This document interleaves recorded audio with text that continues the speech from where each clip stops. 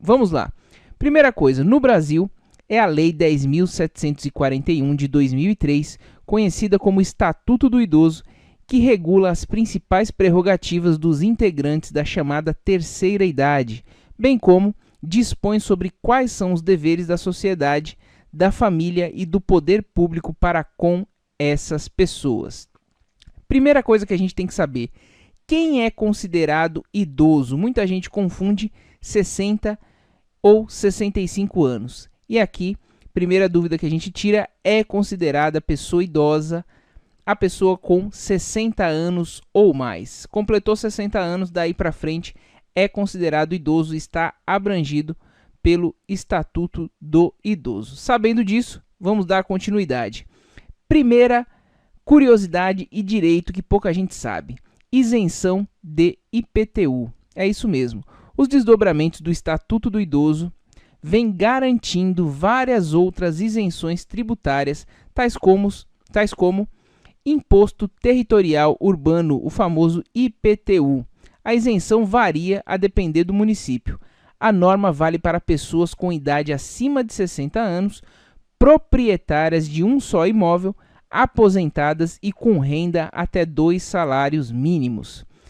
O primeiro passo que você tem que fazer para saber se tem direito a essa isenção é procurar a Subsecretaria da Fazenda ou Agência da Receita Federal, onde serão fornecidos todos os dados do idoso que está pedindo essa isenção. Algumas cidades do Brasil já possuem a isenção, como a capital paulista, São Paulo, Sena Madureira, no Acre, Petrópolis, no Rio de Janeiro, e o Distrito Federal. Em Belo Horizonte, Minas Gerais, tramita um projeto de lei que concede isenção fiscal ao IPTU a imóvel exclusivamente residencial, com valor máximo de 300 mil, pertencente a pessoas acima de 60 anos.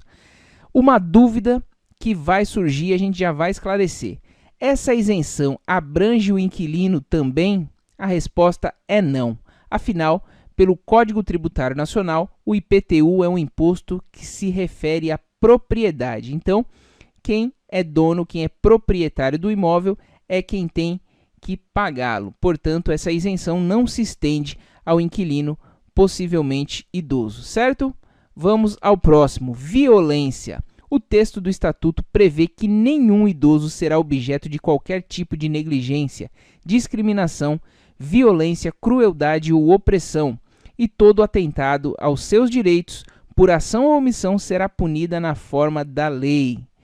Abandonar idoso em hospitais, casas de saúde ou estabelecimentos similares ou não prover suas necessidades básicas é atitude passível de detenção, que pode variar de 6 meses a 3 anos, além de render multa.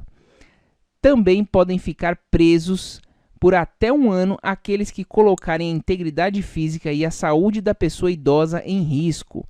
A coação do idoso a doar, contratar, testar ou outorgar procuração é outra atitude que pode render reclusão, com pena que pode variar de 2 a 5 anos. É isso mesmo. Isso inclui também os benefícios do INSS. Muita gente recebe, toma o dinheiro do idoso. Isso também entra nessa lei e tem a punição cabível.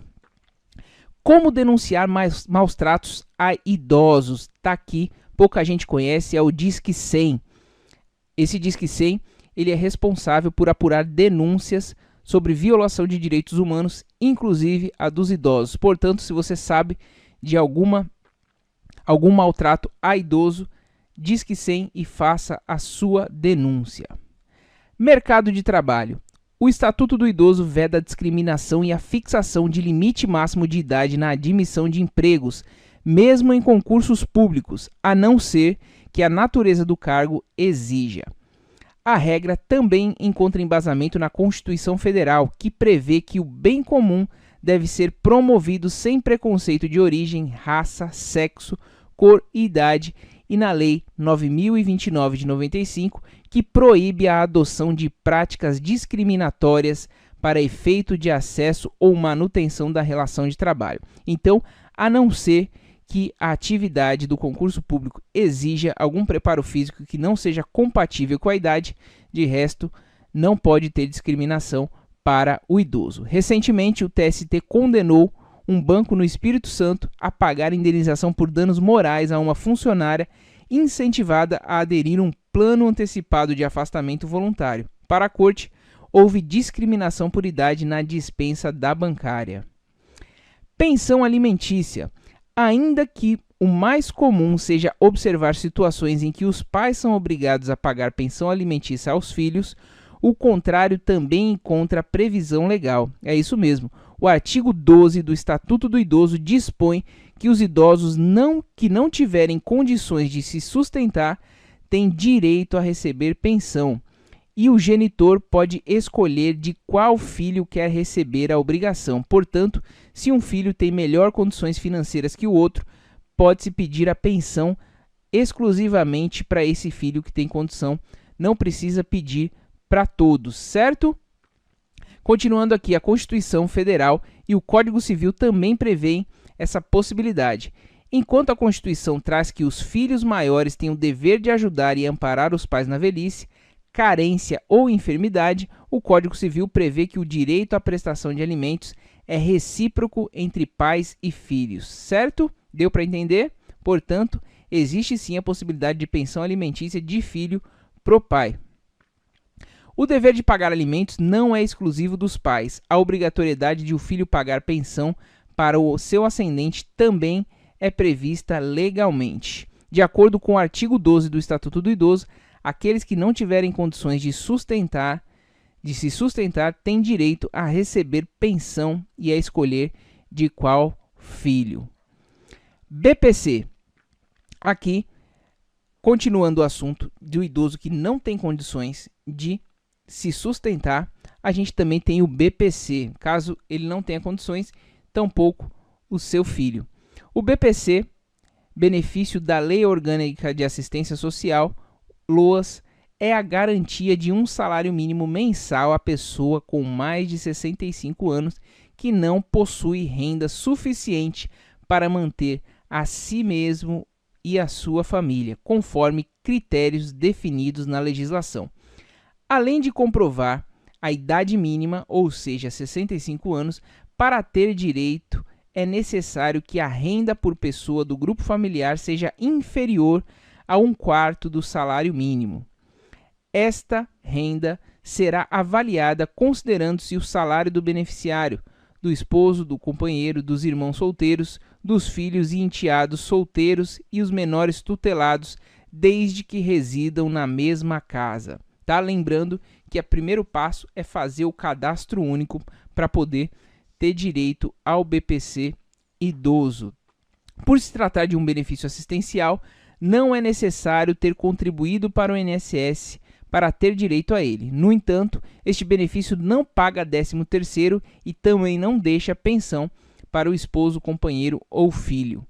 O atendimento deste serviço será realizado à distância, não sendo necessário o comparecimento presencial nas unidades do INSS, a não ser quando solicitado para eventual comprovação. Portanto, você pode solicitar esse benefício ligando para a Central 135 ou também acessando o site do INSS, meuinss.gov.br, você solicita esse benefício. Lembrando que para ter direito, você vai, além da idade, você tem que verificar, pegar o valor do salário mínimo e dividir por 4, não pode ultrapassar esse valor por pessoa.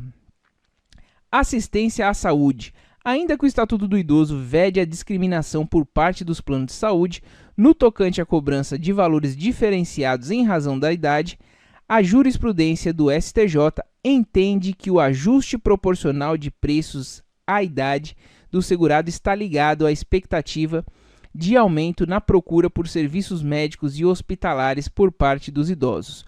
O que não pode fazer, de acordo com a Corte, é tornar o valor da mensalidade tão elevado de modo a inviabilizar a aquisição do plano de saúde pelo idoso. Lembrando aqui, então, que isso é uma regra, uma previsão do Estatuto do Idoso que não pegou, que veda a discriminação pelos planos de saúde com relação ao valor por conta da idade.